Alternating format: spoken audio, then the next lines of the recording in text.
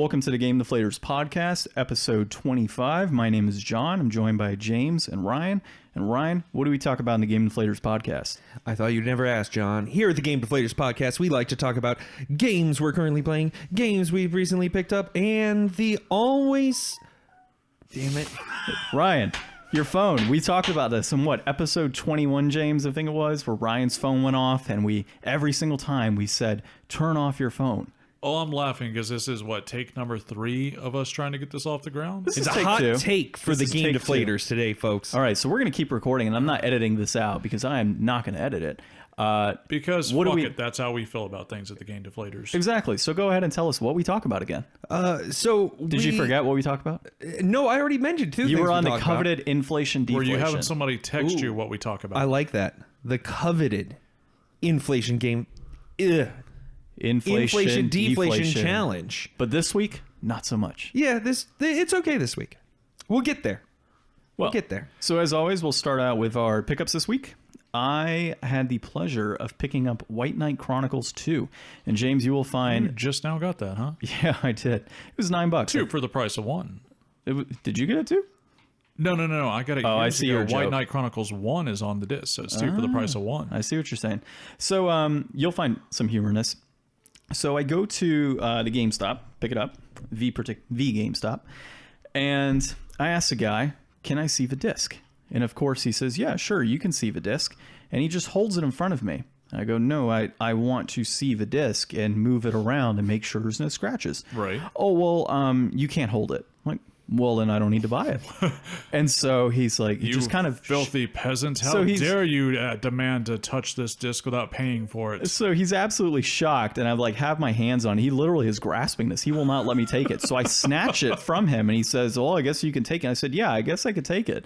And I looked at the disc and I'm like, okay, it looks good. And I hand it back to him. He's like, yeah, we're just scared because we have people run out. I'm like, dude, I have much better things to do in my day than to run out of your store for a $9 game. Especially from the PlayStation 3.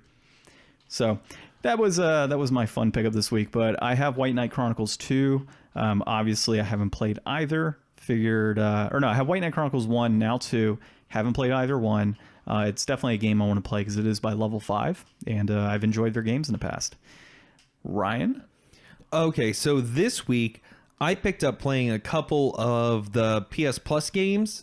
And I used to be really on top of PS Plus and picking up all the new games and checking them out. I really was into that for a while, and I really got away from it. But this last month, or this current month, we've got the Call of Duty 4 remake, which I spent tons of time playing when I was in high school. And then I also picked up The Witness, which is a puzzle game that's super interesting. I've watched a lot of playthrough for that with Brutal Moose on Twitch, and it always looked like a fun game, and I've been having a good time puzzling around through that this week. Sounds good. And for those listening to Ryan as he has clicking in the background in his end, James, what are we playing this week? This week, we are doing something entirely different. Any of our observant viewers or listeners who notice all the clicking, definitely go check it out on YouTube.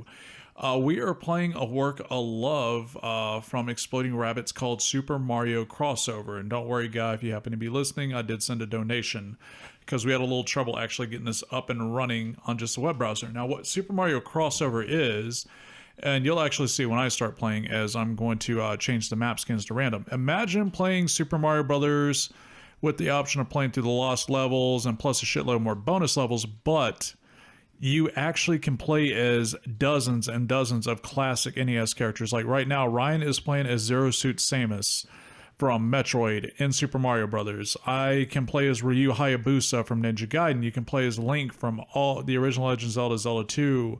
The boy from Blaster Master, the guys from River City Ransom, which is what he just switched to. Yes. And another thing, because the feature is not enabled, and I will turn it on when I play, is the maps and enemies can be randomized or can be set to match whatever character you're playing. So the Goombas will turn into skulls in Castlevania, things like that. All your abilities from those characters work as well. Like Ryu from Ninja Gaiden in these games can actually cling the walls and climb up the pipes and stuff like that. It's real cool.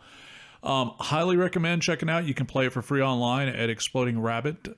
I believe it's explodingrabbit.com. Just search Super Mario Crossover. Super Mario Crossover. He also has a new project game he's working on.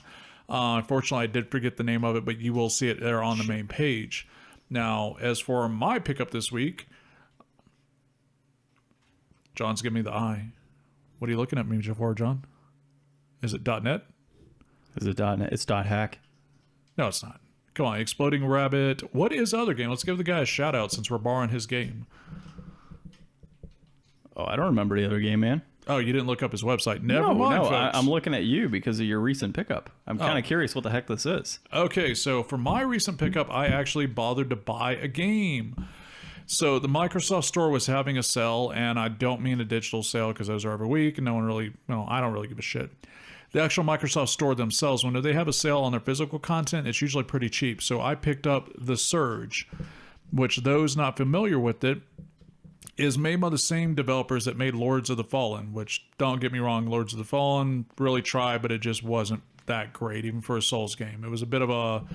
Lords of the Fallen was a bit of a blend of Diablo and Dark Souls that just really fell short what it aimed to be. The Surge is like a sci-fi version of that, and you actually are a cyborg, and you go around literally ripping pieces and parts of off other cyborgs and robots to augment and upgrade yourself. So imagine like Deus Ex, Dark Souls kind of thing. So I always saw good things about it. I heard they got a lot better since they patched it. So it was $10, so I picked it up. Free shipping, $10.74 or $10.88, whatever the sales tax is here. I did see that The Witness is free on PlayStation Plus this month. I've really been wanting to play that for a while, but I am a cheap bastard. And I do have a preference for physical copies. But you know what? When it's free with, and I'm saying free with air quotes, obviously. Free with PlayStation Plus, I think it's worth it. So, what is next, sir? Well, yeah, I've been playing it, and it's fun. I love the colors in the world that it takes place in. It's really a layered puzzling system where all the puzzles operate on the same mechanic, but they just get more and more elaborate with how you have to figure them out. And they're really good at having like, okay, you see a sign where there's a puzzle, and then that'll lead you to another one, and they get slightly more elaborate as you go. And so it's a totally open space. Like you could go pretty much anywhere, it seems like, as long as you can solve the puzzle that opens the door to where you want to get to. So if you could figure it out without the tutorial, you can totally go wherever, and you could basically move to whatever area and start with whatever kind of puzzle you want, I would assume, if you were smart enough to get around them. Because I've already gotten to an area where it's like, okay, I don't know how to do any of this stuff, so I definitely took a left when I should have taken a right. That sounds pretty reasonable. It actually sounds like the Dark Souls of puzzle games. Like the original Dark Souls, you start, I was like, all right, once you're at Firelink Shrine, you can go wherever you want. It's just you'll learn that you don't want to go this way or that way just yet. Yeah, exactly. And then I'm super excited to get into that COD 4 remake with some people and play online. I would love to, but I can't stand playing first-person shooters with the controller. It feels so awkward to me. I can't stand supporting that company. Well, it's going to be interesting for me because I was a 360 guy when I was playing that, and this will be on PS4.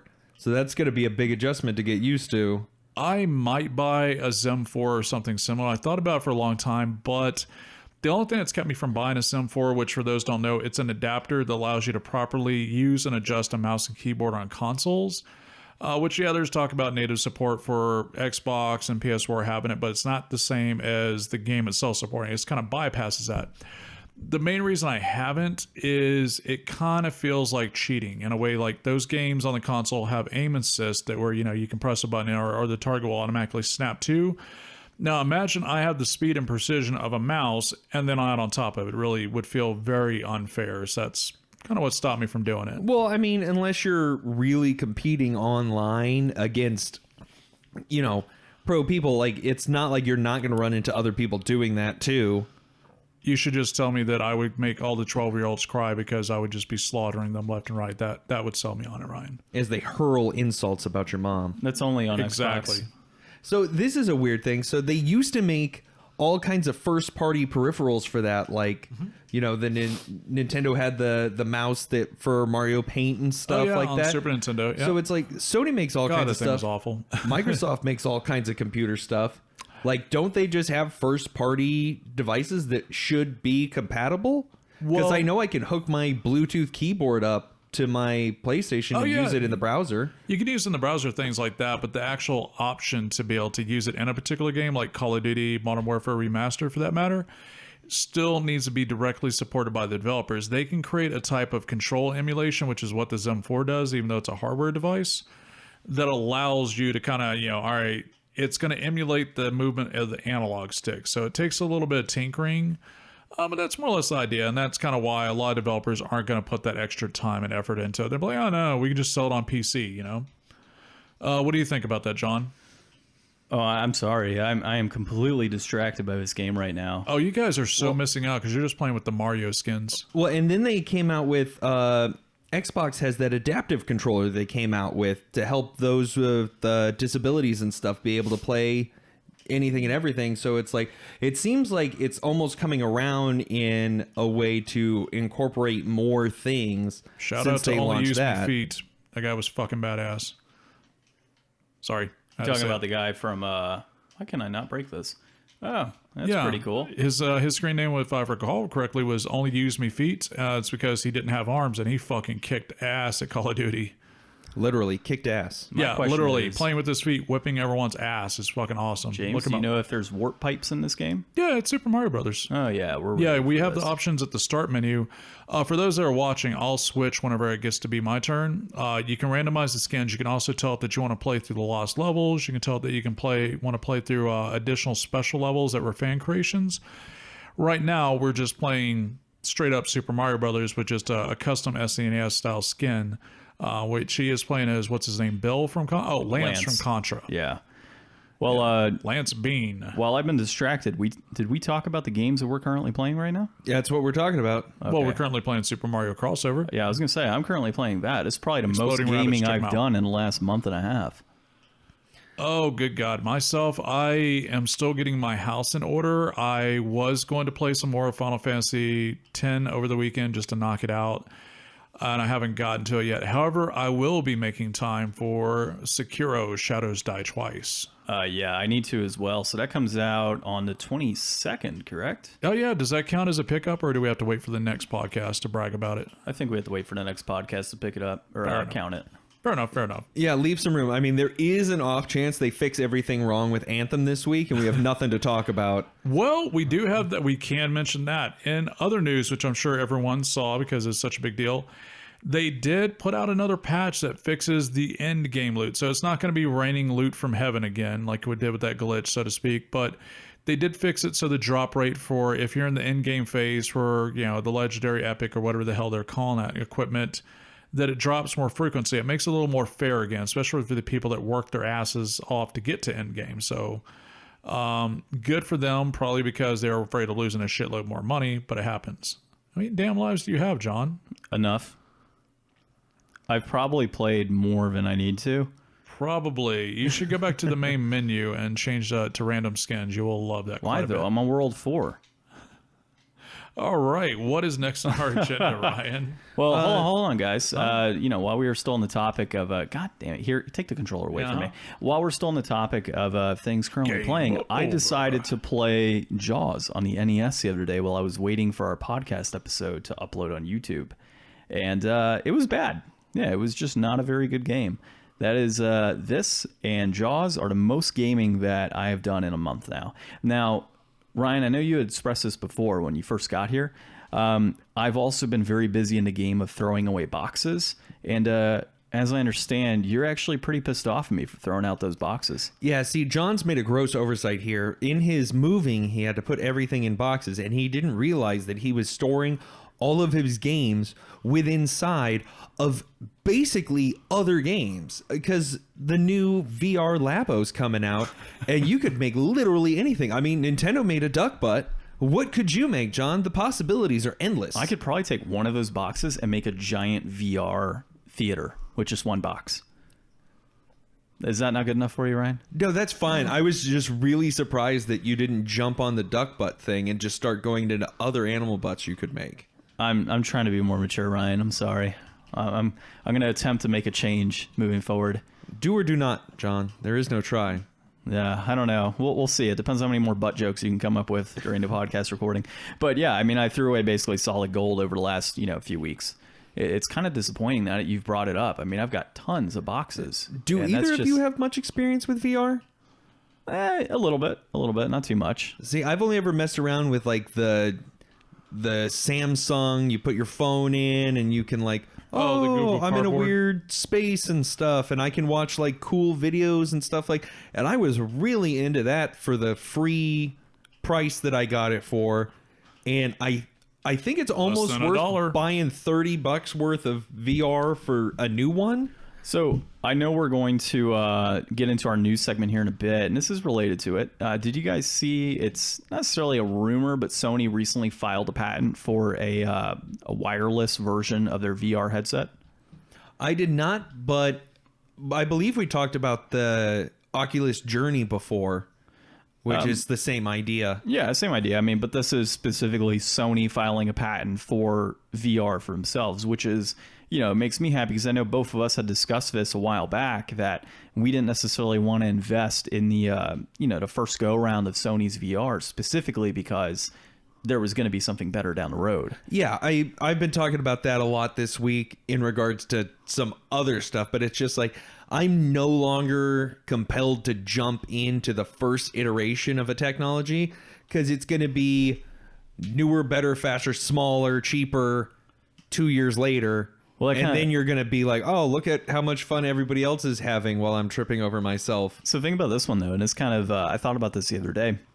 What would you consider the PlayStation 4 Pro? Would you consider that a first iteration, or would you consider that the second or third part of that generation? It's definitely a second iteration. I mean, I didn't own a PS4 until I bought my Slim.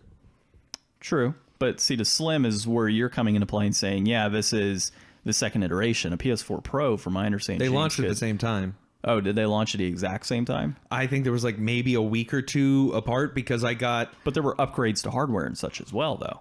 Well, but I mean, like, I got Final Fantasy 15 and got my PS4 Slim to play Final Fantasy 15. And if I had waited like another week and a half or 2 weeks, I could have got a PS4 Pro instead. Gotcha. That makes sense. So it's like they were pretty close together, but I don't know. I never anticipated myself really wanting to get a PSVR, except for this last year I've seen a bunch of VR stuff and it's like, ooh, that's really cool. I really want to get in on that. But I know we've talked about before speculation of the PS5 and how it's pretty much going to be like VR integrated as opposed to tacked on. Mm-hmm. Yeah, and the interesting thing too, tied in on that, is I'm not going to speak too much into this because I didn't do a whole lot of reading on it. But Sony obviously not being at E3, they're saying that potentially we could see an announcement, obviously at the towards the end of the Tokyo Game Show or Tokyo Game Expo, I guess. We could potentially see an announcement on PS5 or later on to next E3 or even later on in the year in general. See, and that's another thing. I'm excited to see what's going to go down at E3, especially because we've had so many cool announcements already this year leading up to E3. But I'm wondering if Sony's not just going to do an off-site thing, because there's a number of studios that do off-site presentations of stuff, but they just don't participate in the main E3. Like Nintendo doesn't participate in E3. Yeah, they do. They just release a Direct. Well, no, Nintendo participates in E3, but I think they do a video-based, kind of like their Nintendo Direct, but at E3, they have a presence at E3. Well, yeah, but I mean, it's not like there's not, like, you're not going to go to E3 and there's not going to be a PlayStation in the hall demoing nothing. Like, Yeah, I there's mean, that's just true. zero chance of that happening. Yeah, I mean, think. you're going to have developers that are actively demoing their games, I would hope, at E3, but who knows? Maybe we should, if we can get more popular, so guys, help us out, give us likes, 5-star ratings, and we can all go to E3. Oh, no, we can already go to E3. I thought it was Yeah, just, I well, thought they No, limited this puts that. us in no. the industry. We're in the industry now, John. Oh, Yeah, God. We just got to pay out the ass to get it there, but we could totally do it. Yeah, my buddy, he's gone like the last 3 years, and I think he made like a blog. You've made my heart just pound, Ryan. Yeah, but it's open to the public now anyways. I thought it was just open to general businesses, and they had certain areas that were open to the public. It could be. I don't know. It's a shit show, though. It's like I used to really want to go to Comic-Con, and now that there's like almost Comic-Con 200,000 people going, it's like, nah. Yeah. Well, let's get back on topic, I guess. And we're still in the news, but In terms of, Sony, obviously, there's rumors on that. Something that's no longer a rumor now is Google Stadia. And you've already got it up for me. In fact, it's the same Stadia. article. Stadia? Stadia. Oh, who told me Stadia? No, I said Stadia. Stadia. Stadia, that's what it was. There you go. Yeah. You threw an R in there. Stadia. I did throw an R in there. Making a long That was A. a silent R for people that are listening. All right. So, I obviously saw the announcement today. I'm actually pretty excited about it. I know you guys are kind of on the fence with it. A few things I like is not necessarily if you promise, I'll put air quotes on that, but the outlook of streaming out at 4K 60 frames per second. There's the hope that down the road 8K 120 frames per second, full streaming service of games through through Chrome, and then hopefully later on desktops and TVs. Google's looking to pretty much capture a huge portion of the game market that's available right now. And what are a few of the other things that they had discussed? Minimums of 25 megabytes per second would be needed to run it. Oh, yeah, that's pretty minimal, at least even for 1080p. Up to totally. 4K, supposedly. It's very easy for anybody to get in. I mean, you don't have to have a crazy internet service. And Yeah, we can they get pretty into, much save it. If you have a screen, you can play it for the most part. Yeah, and then the other thing that I found really interesting is the ability to record directly to YouTube because, Google obviously owns YouTube. And if Ryan is recording some sort of game that he's been streaming on there, or he's streaming a game that, God, man, streaming of streaming, that's ridiculous. God, you that's can gonna stream your YouTube over to your Twitch and then onto your... through your streaming of your game that you're streaming. Whatever the kids are into now, I don't know. Exactly. I don't know. Sniffing Tide Pods and stuff. So that's what they're into. Tide Pods. Sniffing Tide Pods. No longer eating them, just sniffing them. So basically if Ryan is streaming a game. Tide Pods. So if Ryan is streaming a game or he has a recording. My coin purse and my Tide Pods. If I go and I decide that I want to play that game, I can click Ryan's recording and it'll automatically give me the option to, I guess, purchase the game and play that game as well. So I thought that was pretty cool, being able to integrate YouTube. And it's definitely interesting to see, or I guess wonder, how this is going to, first of all, overall affect the entire industry, as well as just the cool factor of being able to integrate with YouTube and other streaming services and, everything kind of meshed together. So what do you guys think about that announcement? Well, you just talking away from the microphone will still hear you. My biggest thing... Well, it's not a very good directional mic then, is it, John? It is a good directional mic, but we'll still hear you. My biggest surprise is that you're actually excited for a platform that has zero physical media. Yeah, it's a little like weird. as a collector, it seems antithetical with all the shit that you've given me for going all digital on my Switch for the most part. Yeah, So I didn't say I was going to do it. Well, I would imagine there's probably like proud Steam library collectors, but I myself, like even the video game collection systems like VG Collect, shout out to those guys, and Price Charting. I don't know what Price Charting does, but VG Collect did have an option where you could actually add your Steam library games as your collection, but I don't count that myself. I don't think, I mean, I use price charting for my game collection because it does allow me to see current values and all that cool stuff, which it's kind of cool to see it. But game value now is what I prefer for the actual values. Ryan and I tried that a while back. We ended up finding that price charting was a little more accurate and up to date. Really? It used to be game value was more accurate. The price slacking now. I don't know, but like Ryan and I a while back, we had looked at some pricing on and we'll get back on topic, but we had looked at some pricing on Game Value Now and then compared it to price charting. Price charting was actually coming out a lot closer to average based on eBay and Amazon and half.com and everything else that they monitor. Okay. So yeah, we ended up finding a greater value in using price charting over Game Value Now. Still shout out to Game Value Now because it's a pretty sweet and slick platform. They don't track consoles, for example. Oh yeah, or at least they annoying. didn't a while back. And when I was trying to upload my collection and find a place to put it, price charting obviously gave me the ability to check pricing accurately, and they allowed me to put in complete in box, consoles, and all that.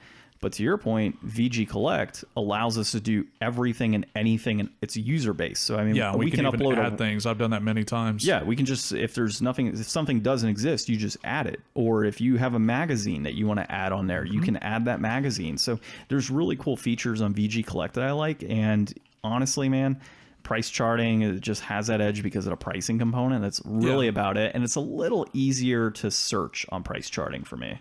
Price charting's been around for a lot longer, and game value now, you have to be pretty precise with what you're typing in. And price charting used to be like that. Used to, like VG Collect, you have to be either very precise or you have to just type a little bit at a time and select from the list of options they'll give you, because it's going to say, oh, okay, you want this on PS3. Do you mean in North America? Do you mean in Europe? Do you mean this edition? Da, da, da. And it can get a little annoying. Sometimes I have to actually click and manually browse through the console, through the letters, blah, blah, to find what I'm looking for and add it to my collection. That is Real one quick, thing I that- just want to say how ridiculous it is to play a Mario game where you can't jump on anything. Oh, yeah, I noticed that. Oh, Dude, you can, depending on the characters. I died about 10 times. it kind of... So getting used You to, I can't died touch the 10 enemies in times trying to Contra, so figure it therefore out. you will die, sir.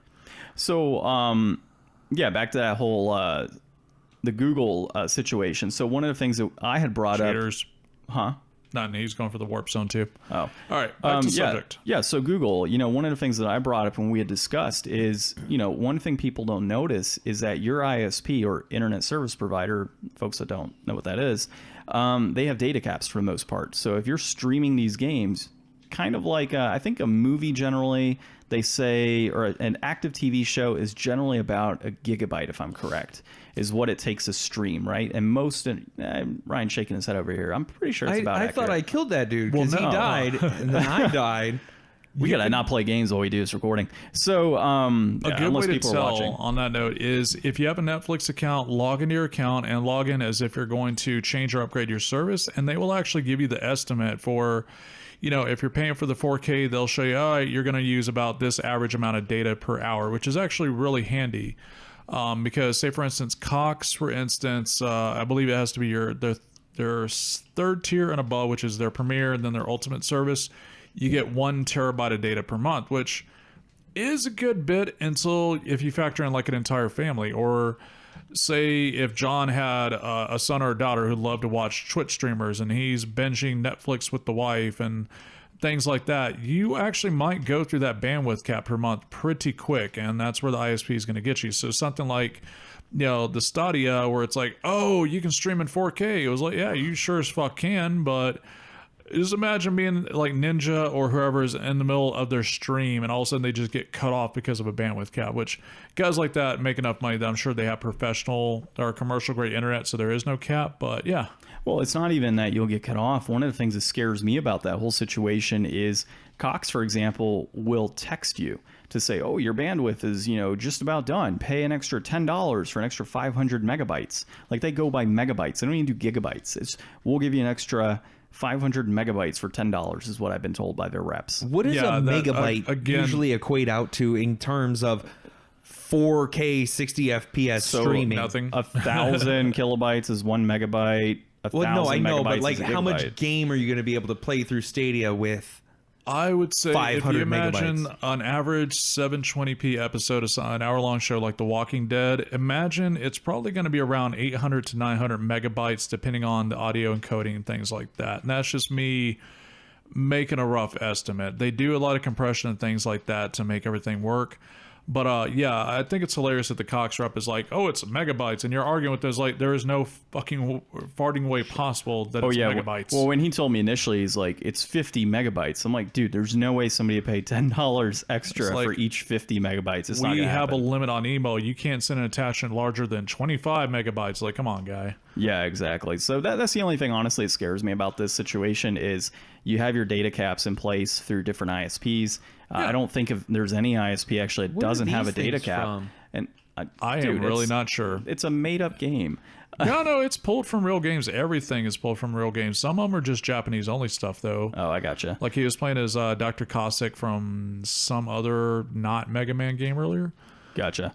Well, other news, man. To Well, I kinda was stay going on to say when topic. we were still talking about that, this is not big news, but it's still pretty fucking neat. Anyone who hasn't picked up a Steam Link for $5 every Black Friday since it bombed out so bad, which I own one, and they're great for especially you just want to see your PC on your TV, stuff like that, and they work fine for streaming games. Steam, or Valve rather, actually just announced the other day that they have actually put out a patch and update that's going to allow it to stream across the internet. So say for instance, if I wanted to, I could bring my Steam Link to Ryan's house and start streaming my PC games onto his TV and other cool shit like that. And I think that's, especially when they're on average like $5 or $10 a pop brand new, I think that's pretty fucking awesome. Yeah, it's definitely a cool feature to have. One thing I still need to test out is doing remote play on my PS4 via desktop. It's they just came out with it on iOS, and I need to hook it up to my iPad to see how that works. Yeah, I actually want to see that too, especially over across the internet, like at your work or someplace where you have a good, strong internet connection. I want to see how well because I tried doing it on Vita, yeah, and it was absolute garbage from my bedroom to my living room. Oh, that's a shame. I've done it on my desktop on PS4 in my own local network, but it's John's turn. But to be fair, that's in my local network. That's not across the internet. I did try at a friend of mine's across the internet, and I think it was the PS4 had gone to sleep, or I just couldn't get the connection up, which was kind of weird. But Ryan and I were just talking earlier. We remember there used to be a service where that's exactly what they did. They actually said, your PlayStation 3 and your PC, you could stream it to anything. You could stream it to your smartphone, and this is back, 10 plus years ago, or around 10 years ago, maybe 10 years ago. And because I remember watching a buddy of mine play Darksiders on his PC at his house that was 4 miles down the road on his little cheap, track phone or whatever. And I thought it was pretty awesome because all it's doing is sending the video and audio to that device. Was it on live?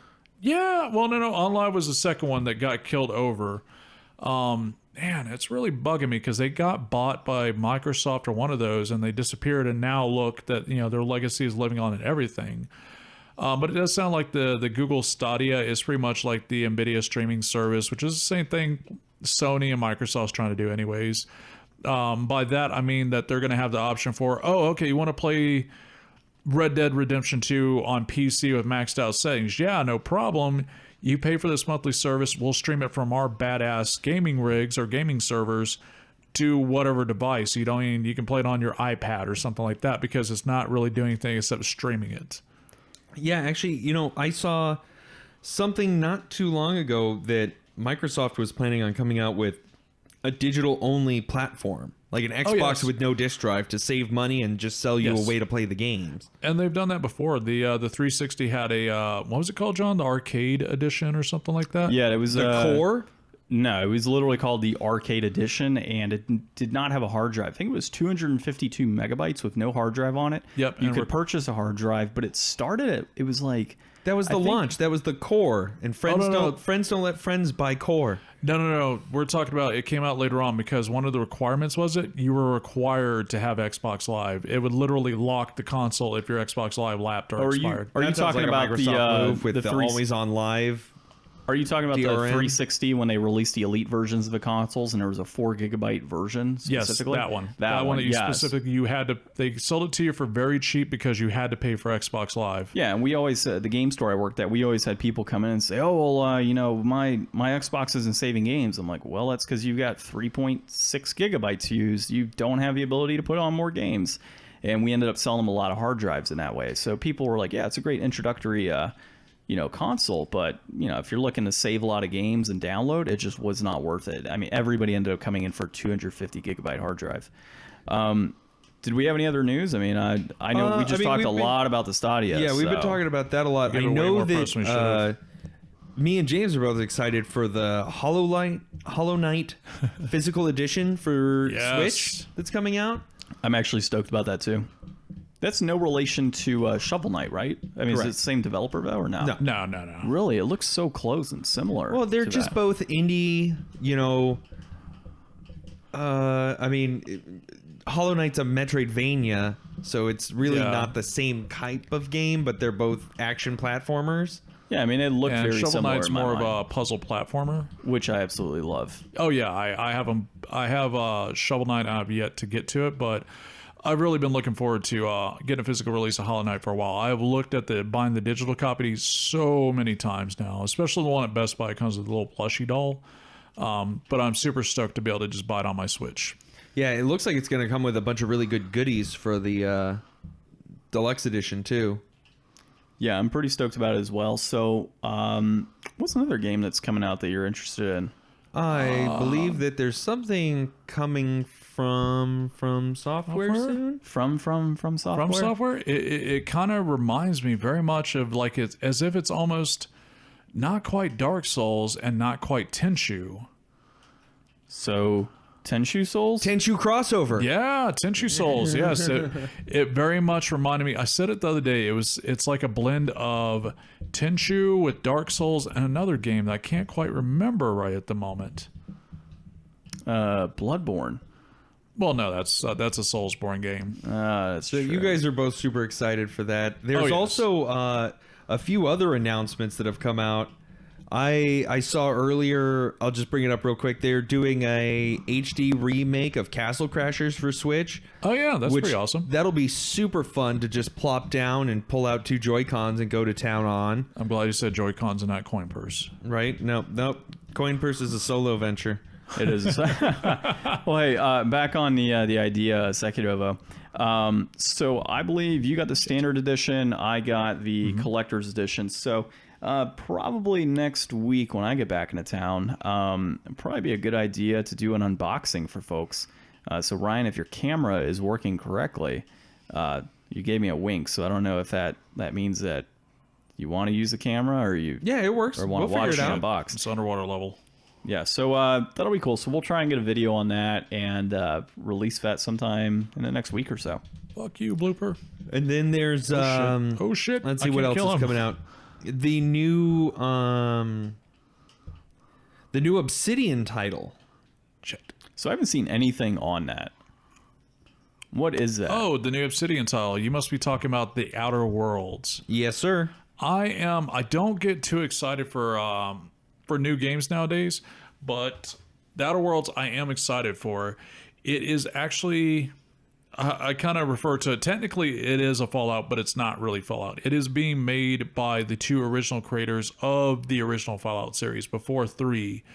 And if you can imagine, instead of it just being the whole post-apocalyptic thing, it's actually set in outer space where this alternate timeline where these big mega corporations found this other galaxy and these inhabitable planets, and they started kind of like in the Alien movies. They went out there and started colonizing them and everything like that, except the corporations were in charge of everything, and it kind of all went to shit. So it's a little bit of a blend of Fallout and BioShock with that same classic Fallout sense of humor.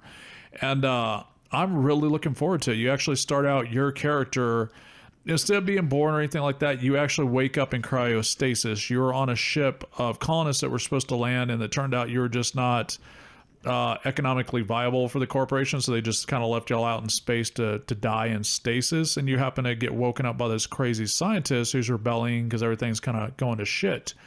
But I highly recommend checking out. It's called The Outer Worlds. Game Informer this month has a great article about it with lots of info.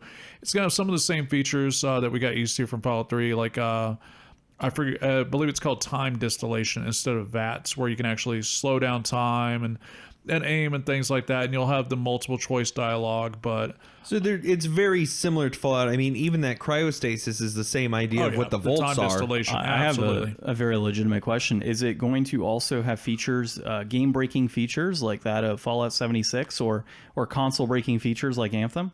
Oh, no. Luckily, so far, we won't have that Bethesda seal of quality on the first run of the games. Damn, I was really looking forward to that, actually, when you mentioned that game. I honestly got to say, who is it? EA and what publisher or what group does Assassin's Creed? Because I got to say, as far as Ubisoft, yeah, their Assassin's Creed glitches, I got to say, mwah. Oh man, some of those are fucking amazing. It even looks like it has its own little Vault Boy.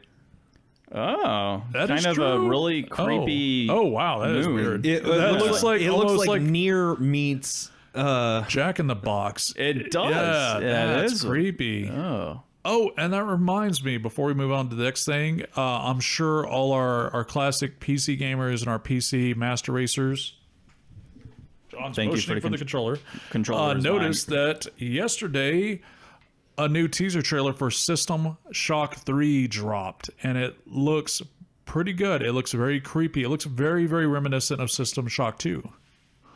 Yeah, I've never played any of the System Shock games, but I played all the BioShocks.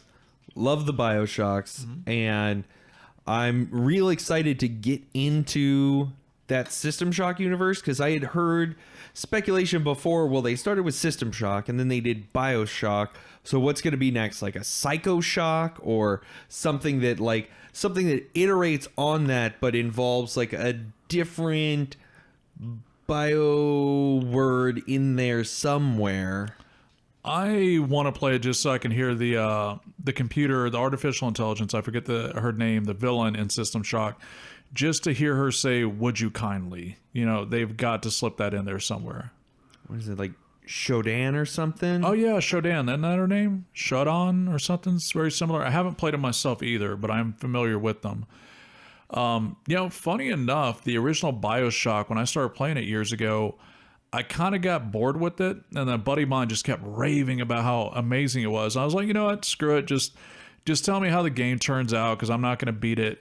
He did, and I sat there and I listened to him, and I'm like, holy shit, you blew the ending for me, but I'm still going to go fucking finish this game now because I know of it. So that is still one of my favorite things is, I used to say it all the time, is like, would you kindly stop? Would you kindly, kill? Would you kindly? So, all right. We're getting pretty off track. What's next? Well, next on our general list of things would be, I guess, our inflation deflation. You guessed correctly. So this week, we took a look at the Super Nintendo game Marvel Superheroes in War of the Gems in anticipation for Endgame coming out soon. We just got that fresh new trailer last week. Definitely some good timing on that. Could have been better, but hey, whatever. I did just. You all voted, folks. You all voted for this. So you know what that means, though. I just got a notification for Toy Story 4. The trailer was just released. That means we need to play Toy Story on Super Nintendo. Oh no, we got to play Toy Story on the PlayStation. That was such a good game. PlayStation version. PlayStation version. Such a good game. You guys got to play Toy Commander on the Dreamcast too. All right. Anyways, not related, but good game. Back to Marvel Superheroes: War of the Gems. It is showing for $29.66 loose. $119.50 completed in box. This is a banger of a price for a game. It's been a while since we've had something that was like this up there. Well, and this really average.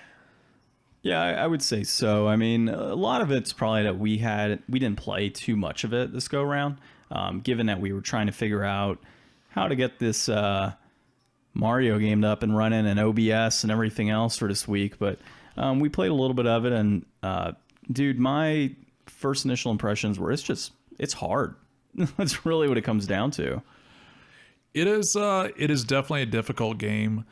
The reason I picked it up a couple of years ago is because I always liked X-Men Mutant Apocalypse on Super Nintendo. It's a really cool beat 'em up game that has inputs and controls very similar to Street Fighter. It's a lot of fun. X-Men Mutant Apocalypse is actually pretty tough too. Once you get the hang of it, it's not so bad. This one, it feels to me like it really wants to be that, but also feels very much kind of rushed. Like it's obviously built on that engine, but without the extra care, like, you don't have the alternate paths, and you can't do, I'm sure with Spider-Man, you can climb on the walls a little bit, but in X-Men with Beast, you could like hang from your feet and climb up walls and stuff like that. So, when I bought it, I think I paid around $20 for it about 2 or 3 years ago. I say it's worth $20, only because it's an uncommon game, but as far as gameplay, is it worth $20? Not really, no. Yeah, and that's really where I was at too. I mean, that $29 price point that you've given us, we didn't play it a whole lot, but at the same time, honestly, I can't see myself enjoying that game enough to say, yeah, I'd pay $20 for it. It's, in my opinion, just not worth it at that point. A little bit of the gameplay that we obviously did, like I played as Wolverine. I know you played as Iron Man. In my experience playing with Wolverine, I thought it was pretty smooth. The controls were actually fairly good for my character. Pretty quick pace on his ability to slash enemies. And what it really came down to was there's just a lot of weird things, like having to smash through random columns of wall rather than being able to get up to certain areas. And then the boss battles are just extremely difficult from what we experienced. And it's not to say that a hard game is offsetting, because or off-putting, because I do play harder games. It just, to me, it was kind of stupid hard. It was unnecessarily hard. I mean, what we were doing. We had a little bit of a challenge with River City Ransom last week, but it was just the playability of it was much easier and much better. And I think that the thing holding this game back is just that it's so, like, in a lot of side scrollers, you at least get that angle and that depth of field. And this is purely like a side scrolling beat 'em up. Like, there's no maneuverability. You don't really have a lot of options to get around. Like, that's the thing that makes like the Teenage Mutant Ninja Turtles game so great, is like you can really move around and you can get like behind people. There's things layered in the backgrounds and stuff, and this game just looks very flat and static, and the character designs are great. I didn't recognize a bunch of the enemies because I wasn't reading comics back when this game came out in October of 1996 in Japan and November in EUNA. You know, graphically, that was pretty far in the Super Nintendo's life when it came out. Yeah, but and graphically, the game actually looks really nice. It's not a bad game by all means in terms of the graphics of it. Like I said, I made my point on it. Yeah, I mean, the characters look great and everything, but the game itself is very like it's not like a beat 'em up. Like when I play a beat 'em up, I expect to have depth of field and be able to have more control over my character. I mean, I was a little bit of a disadvantage. I played through a water level, which was dumb. And I really think that Iron Man would have been prepared for that situation. Oh, he clearly wasn't. But he definitely wasn't. Not I suffocated to death in that water. But it was... He drowned in the iron suit. He did. Mark 1 armor. Yeah, that made no sense. I mean, you nominated these games to be voted for. Yep. And you knew that this was probably coming.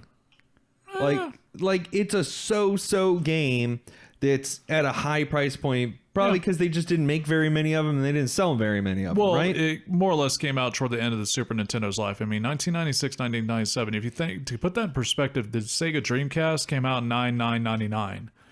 So yeah, it was very much at the end. I think that's why there was probably Final Fantasy VII came out in 97. Exactly. I mean, it was pretty much done for us. So they probably made a very limited release of them. That was just honestly between it and Super Adventure Island 2, I just pulled off the top of my head because I know they're a little up there price without being like the crazy high ones to kind of see what does everyone think of it. Like Super Adventure Island 2, you don't really see anybody play it. You know, it never comes up, neither does this game. One day you guys will definitely need to try X-Men Mutant Apocalypse because it is built in the same engine. Mutant Apocalypse, the combat feels more meaty is the best way I can describe it, whereas in Marvel Superheroes, it just feels kind of clunky. Like, they're both kind of slow, but also Mutant Apocalypse, there's more freedom. Like, in some air levels, you can actually, like, go up here and find little secret things rather than a very linear path with really cheaply placed enemies, so... Well, and I felt like they were disguising a lot of loading screens or something because I couldn't get through, like, 3 minutes of gameplay without hitting an elevator shaft or something that I couldn't control my character during. Oh, yeah, it's probably fluff, to tell you the truth. I know there was another one, I can't remember off the top of my head, but there was a couple of games toward the end of the Super Nintendo's life that when they made them, they were really, really pushing the hardware. And the one I can tell right off the top of my head was Street Fighter Alpha 2 on Super Nintendo, which I would love to have because I'm a Street Fighter fan. But that cartridge will actually get very, very hot. And if you play it too much, it can possibly damage your Super Nintendo because it literally is just pushing it further than it's meant to be able to handle. I think Ultimate Mortal Kombat 3 was another one that can cause some issues, but I don't think quite to that severity. I never noticed that as a kid growing up on that game. But I did want to point out that Ryan's there talking about shafts and you're talking about fluff. So I just want to mention that. Just FYI. Thank you, John. We knew we would get back around to that Labo reference. You would have to. You have to eventually. I just heard that. There's one thing I'm like, Ryan's talking about this and James is mentioning that. Yeah, it's linking up now. Speaking of shafting and fluffing, what's next on the list, sir? On the agenda? Next, we got to say, what do you guys think? Oh, inflated, deflated? I think it's completely inflated. Yeah, I would say it's inflated as well. And what's the new price point on that again? The new, or not new, complete in box. Okay, complete in box, $119.50. For those curious, new $349.48. So I ask you, listeners, would you pay that much money for a new version of this game? Compare that to a brand new copy of Super Metroid, I think, or not brand new, but a rather complete box copy of Super Metroid, I think is around $200. I could be wrong. It could be $300. Super Metroid is worth a lot more new than absolutely. And $200. there's so many copies sold that they actually released the greatest hits versions of that game. Yeah. Super Metroid News 474 and complete 118. So it's a buck cheaper for a complete Super For Metroid. a far superior game that you're going to get more enjoyment out of. That new price is probably a recent transaction. That's why it's so low compared to the complete box. Because I want to say the other day I looked and it was like $700 the other day when I was looking at it. As a matter of fact, it could have been a probably pull it bestseller up. version of it too as well. Yeah. So obviously I think we all agree it is inflated. Actually, I'm going to shock everybody here. And I'm going to say that I think that if you are a huge Marvel fan person and you got ripped off buying the collector's edition of Marvel vs. Capcom Infinite, We're looking and at you, got Brad. those stupid little eggs that came with it. Oh, yeah. I think that if you're the kind of person that's really into that kind of stuff, this is the perfect time to jump in while it's at this low price point of almost $30 and just rob that market up. Because I think that beyond the game itself, especially something like this that's Marvel, it has a relevant tie-in going on next month. I think that people that are into comic books and are used to paying outrageous prices for low, like, not that comics are low quality media, but you get a lot less out of owning a rare comic than you do out of owning a rare game. And I think that some people could actually really get that $30 value out of this if you're a big comic book person. Way Yeah, to I start a shitstorm, Ryan. I could totally see that actually, but Ryan, stop! Don't do it. It'll just go up further. So Yeah, I was gonna say, just give us enough time, folks. When we get a couple of thousand listeners, we'll be able to artificially jack up those prices. So grab it now while it's still cheap. that copy of Jaws I have, woo, that's so good. By the way, the price on that Super Metroid. So just a couple days ago, actually, when we were working on our template for this week, Super Metroid New was $983. Holy crap. Yeah, so that's why when you mention that price, Somebody point, just it's like, sold one at half price. They got a screaming deal. well, that or somebody got ripped off at $983. No, that too. Yeah, I think regardless, if you're paying more than the loose price for one of those games, you're ripping yourself off anyways. Absolutely. I agree. Yeah. So, I mean, I don't think we have much going on outside of that. We pretty much covered everything this week. Obviously, some big news came out of Google and a lot of cool releases coming out our way soon. Did we want to figure out what we're doing next week for our inflation deflation? Well, we still have because they broke even on the vote. The other game that was on the vote since they broke even was Super Adventure Island 2 on the Super Nintendo. Let's do it. Oh, we haven't heard your progress on Super Metroid. How are we doing there? There is no progress. I have been collecting Nintendo Labo boxes while moving for the last. Just add your own stickers. Yeah, I just got to add stickers and I'll be good to go. Now, this week I just haven't. Honestly, the SNES Classic is still packed away. I know where it is, but I've just got so much going on right now that I have not had time. Funny enough, I actually just learned something recently that I debated if I was going to tell you or not, but since it's after the fact and you had already beat that boss, died, and went back to the previous save point, apparently there is a rewind feature in the SNES Classic. Really? Yeah. I'm not sure which button to access it, but I watched it on YouTube. They were showing, for example, if you're playing Donkey Kong Country on the damn minecarts trying to get that one banana, and it's like, yeah, it pulls up and it actually lets you just, revert back to what you were doing in the emulation, which I thought was pretty cool. So kind of like a save state in a sense, but on steroids. Like a live save. Yeah, exactly. Yeah, like the a ability constant to just save state. Yeah. That's pretty awesome. I didn't think about that. That's kind of that is a really nice feature when you think about it. it's kind of cheating though. It really is. That's why I debated telling you. I don't think not gonna use I don't it. think anybody bought the SNES Classic and was like, man, I'm super concerned about cheating. The only What cheating happens I if do you is fast forward? Does it beat the game for you? Right. Like, modern Nintendo games. We noticed you died 10 times in a row. It's like, stop fucking with me. Oh, that just happened with me. We were playing more Resi 2 Remake.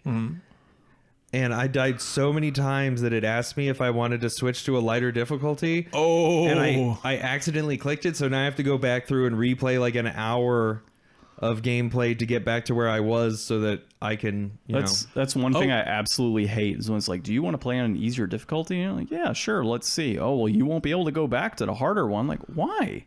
Why can't I just get past this one boss and then do it? Give us options. We want options. But guys, the only cheating I do is a Konami code. Right. That's the only cheating I do. I will not be using that feature on the SNES Classic. I think that's a dumb feature, personally. And that actually reminds me, I have a twofer.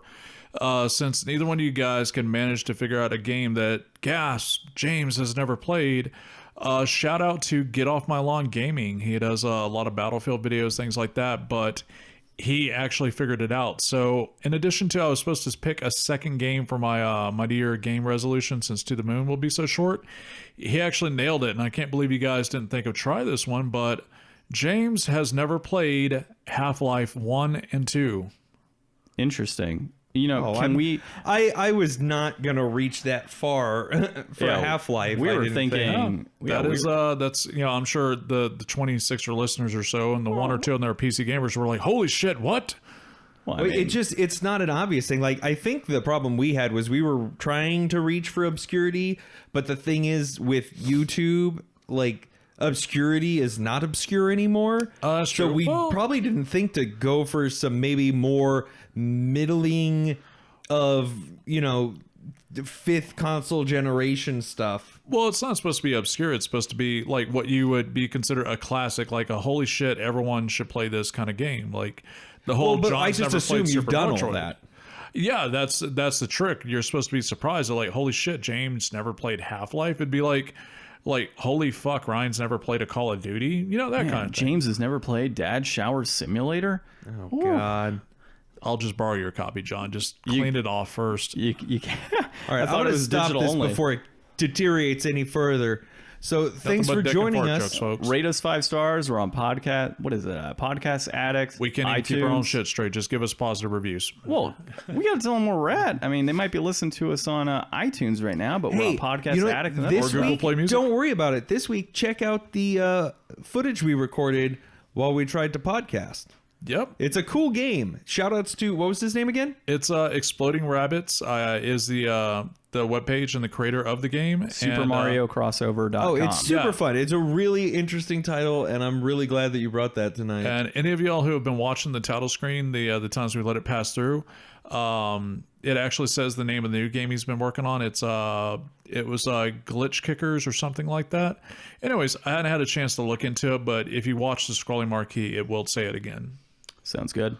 Well, I don't have anything else to go with, so this has been John. I'm Ryan. Pepto-Bismol. Silence.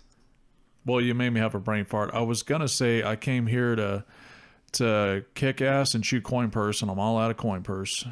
Ooh, I don't want to. Okay, and that's James, and we are the Game Deflators. Thank you.